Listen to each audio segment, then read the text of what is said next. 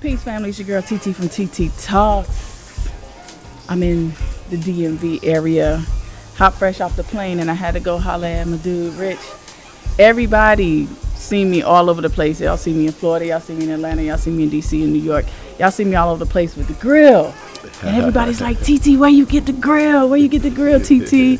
This is the brother responsible for the grill. Hey. He's the owner of Rich Grillz. What's happening, Rich? What's good, what's good, what's good? Thank you, TiTi. Really looking forward to this conversation with you. Oh, man, we about to chop it all the way up, man. So I had to holler at my dude, man. He's super positive. Young cat coming out, super intelligent, talented, got a business going. And so y'all know how I get down. I'm always trying to link up with the young black folks that's doing their thing, man, because we are out here doing our thing, all of us, you know what I'm saying? So many people who have so many talents, so many skills, and we're really utilizing technology to be able to push our brands, to be able to push our messages.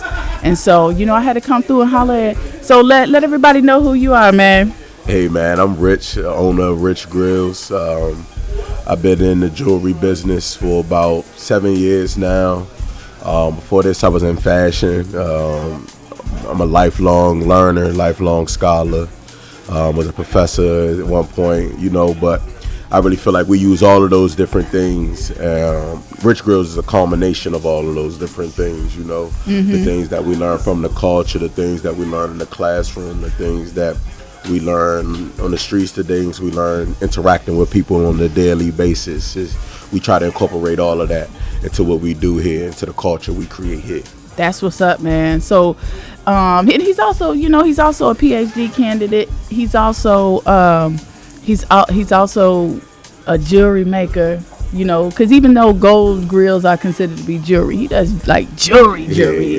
He does bling. You know what I'm saying? So many skills wrapped up into one. So talk a little bit about yourself and just like how you even got into jewelry making, grill making, and all that.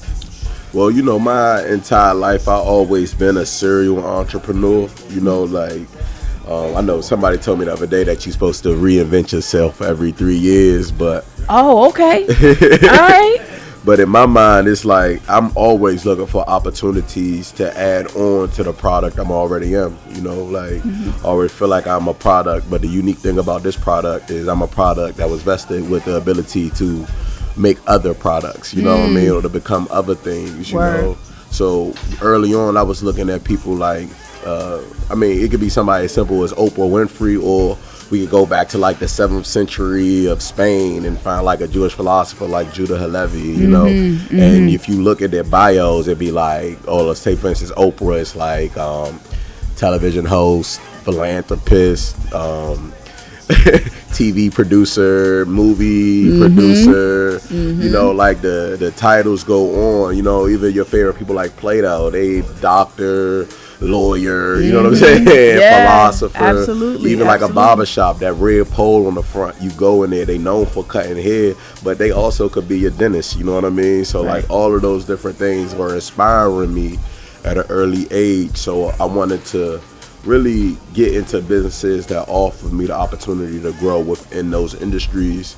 And jewelry was beautiful because I started off as a pawn dealer. So I would just buy gold, silver, diamonds and stuff from people. And that escalated, but it escalated not because, well, I won't say solely because I was in the jewelry business. It was more so just the stuff I was doing in school at the time. Like I was at Towson getting my master's at that point, and I was taking this class called Jewish Philosophy of Man. And we learning about like Jewish mysticism and stuff like that. And one of my clients who bought gold from me, this like probably like 6 years ago, 6, 7 years, no, this had to be like, I want to say 7.5 years ago. He came to me and he would start talking about like different aspects that they were learning about at the mosque. And we had so much overlap between what I was learning, what I was raised, what I learned being brought up, you know, in the Christian household, and like getting this new wealth of information. And, you know, like, so and I'm from DC, so I done had Muslim people around me and stuff like that. But just to get more in depth into like the actual philosophy behind the religion really was a beautiful thing. So we talked for like 3 days. and which literally led to me like spending nights on this floor, on this couch, Wow. you know, with his family, like learning, you know, the trade, and I'm still learning, you know, like I'm blessed enough to still have amazing mentors that are willing to teach me, because jewelry is one of those generational skills, like Absolutely, you it's know, passed down. Yeah, so a lot of times you find a jeweler, they 5th generation, 6th generation, and stuff like that. You know, my father never welded anything in his life, never soldered anything in his life. So being able to just get access to that institutional knowledge is something that a lot of people from where I'm from, who share the same physical characteristics as me, they don't get that access to that type of institutional knowledge. So I'll forever ever be grateful for that. So that's kind of how I got into jewelry. Grillz became my niche probably like 4 years ago. Nice. And that was a pretty smooth transition, going from just jewelry making into like grill making, or I mean, do you have to kind of develop a new skill set to do that? Yeah, it's a different skill set. It's a different skill set. And not everybody who make jewelry can make grills. Okay. See, I don't know.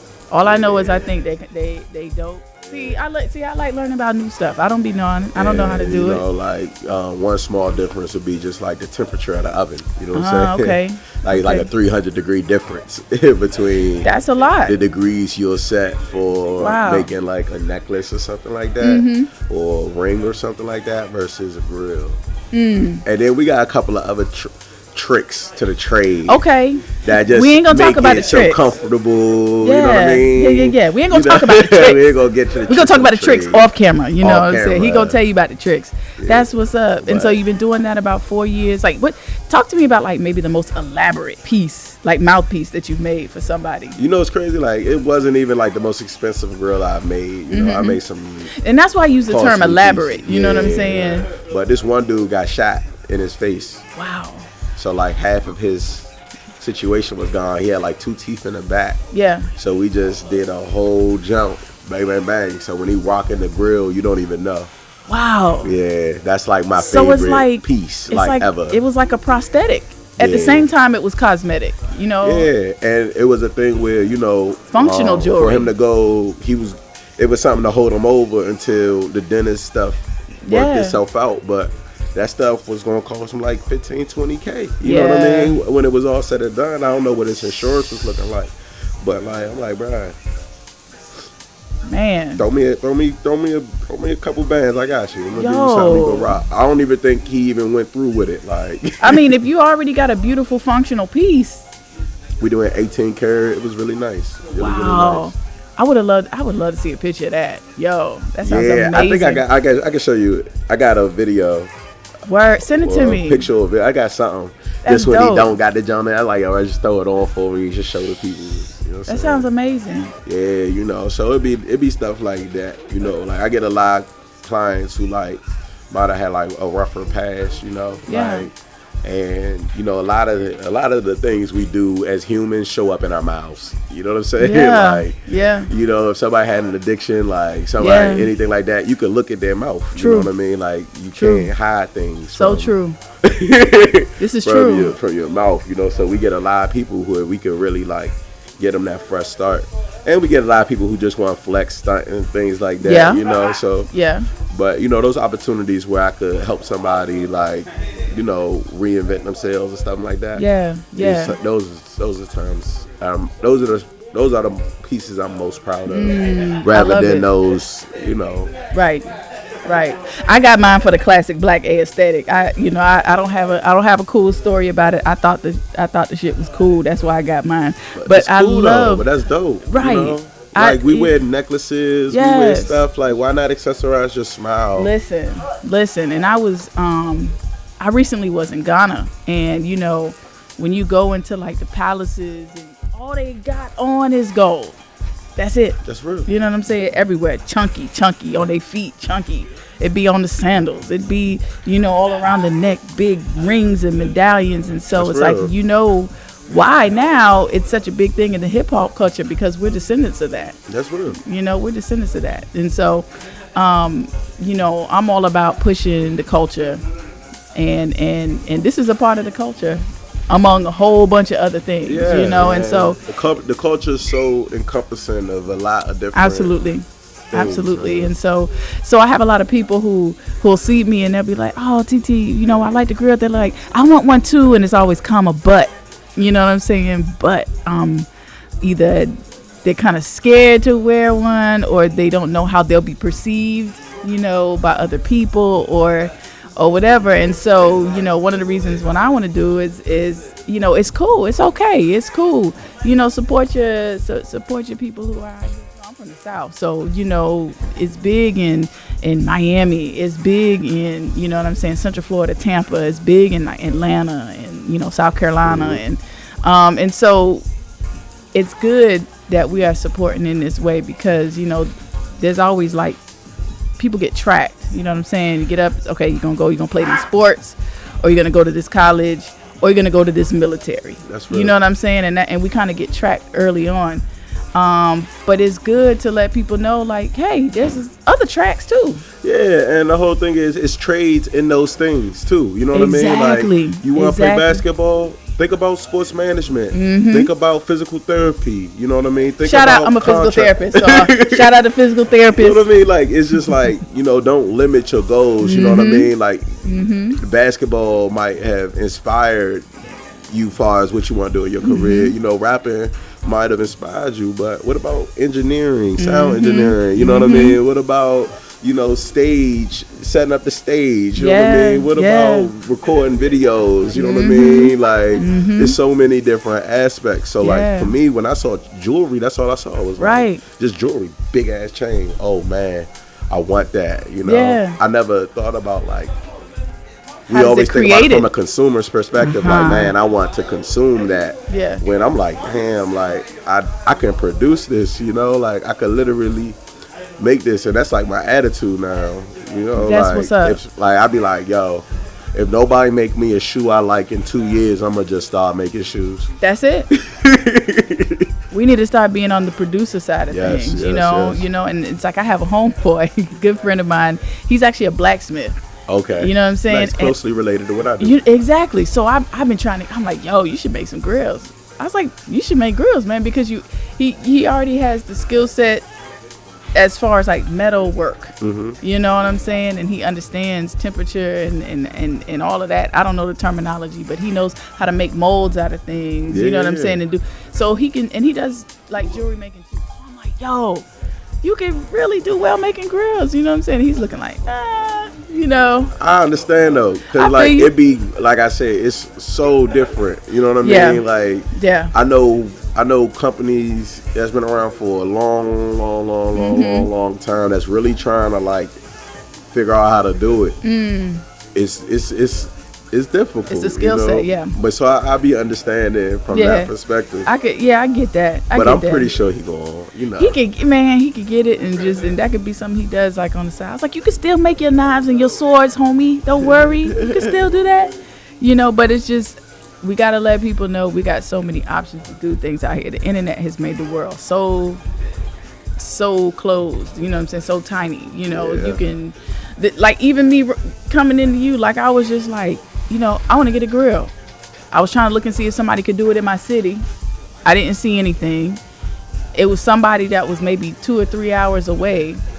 But I don't know. I wasn't feeling the vibe of them too much. Mm-hmm. And then I was going to DC for something. I'm always up here for something. So I looked at, I was like, let me see.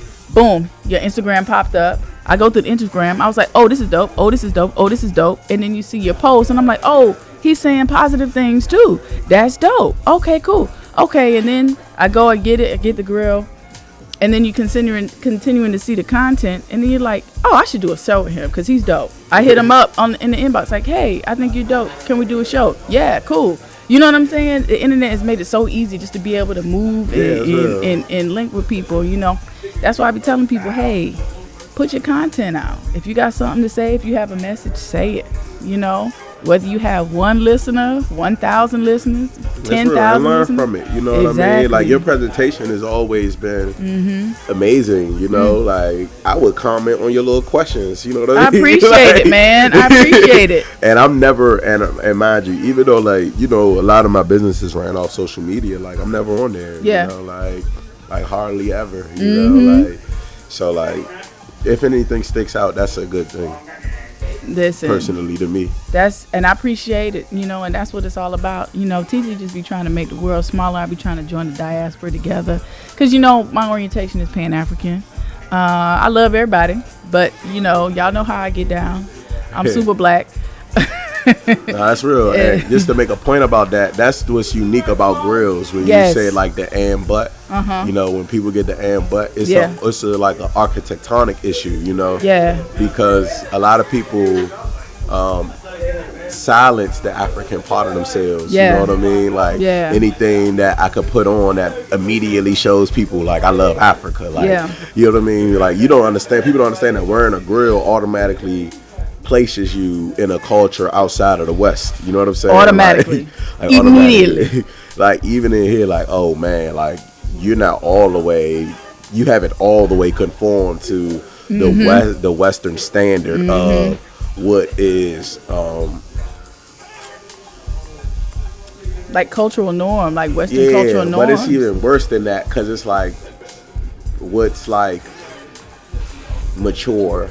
You know what I mean? Like it's like the things, everything is such a crazy rap. Like it unfolds. These standards unfold. It's more than just cultural norms, because it like I'm also think of it as like standards, because it's not even what's and normal. Even full personhood, what I mean? even just being showing up a full person, coming up a full historically conscious person. Because every time we take a step towards that direction, it tends to be like a Western response. Absolutely. So that's one of the reasons why I wanted to do it, because I wrote a blog post recently about rebuking one-dimensional womanhood, but that was just in one instance. Like we need to rebuke one-dimensional personhood as black people. Like you can make Grillz and you can be going for your PhD and you can, you know what I'm saying? Like, people see me one day and I may be doing TT Talk stuff. They'll see me the next day at the hospital, because I'm a physical therapist, you know what I'm saying? They may see me at another place. And so you can't pigeonhole, you can't pigeonhole people. I may be in full African regalia one day with a grill on, and then the very next day I'll have scrubs, and then the very next day I may have on a business suit. And then the very next day I may have on flip-flops and house shoes. And then repeat the cycle. That's real, and it's all me. It's all me, and it's all accurate. And it's okay. And one thing don't take away from the other, or none of those things take away from the absolute. You know what I mean? Like me, like to be is being. Like the difference between humans and God, and it's kind of like what I write about. Well, God has the ability to be and become at the same time. We're constantly becoming, because every action we take, every agency we decide puts us, either closer to who we are, or who we feel we are, or it takes us further away. So that compilation of things is just, and not to mention, we also are culminations of properties that we received from our ancestors. So like one of your ancestors literally probably was a healer. The other ancestors probably was an entertainer. You know what I mean? And you're receiving all of these different things, and now you're blessed with all of these different properties, and you have to figure out what to do with it. Absolutely. But when you get in that one dimension, it's like you only trying to listen to one person who's trying to feed you wealth. Yeah. And it's like, just like you have supposed to have 7 streams of income, you should have 7 or 8 different hobbies, passions, ambitions. Absolutely. Like don't get caught up in like succeeding or failure. Because it's a culmination of everything that's going to be your legacy. Yeah.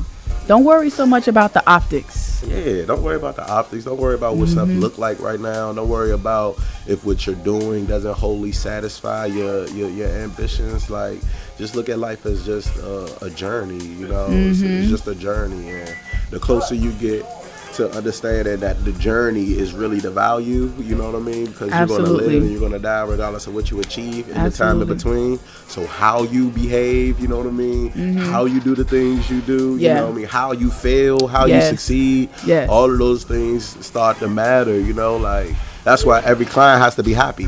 Yes. You know what I mean? For me, because if all my clients are happy, then what does that mean? That means like everybody I've done a grill for is reproducing the same energy that I tried to share with them. See, See, and that's when you get to the mystical part of art.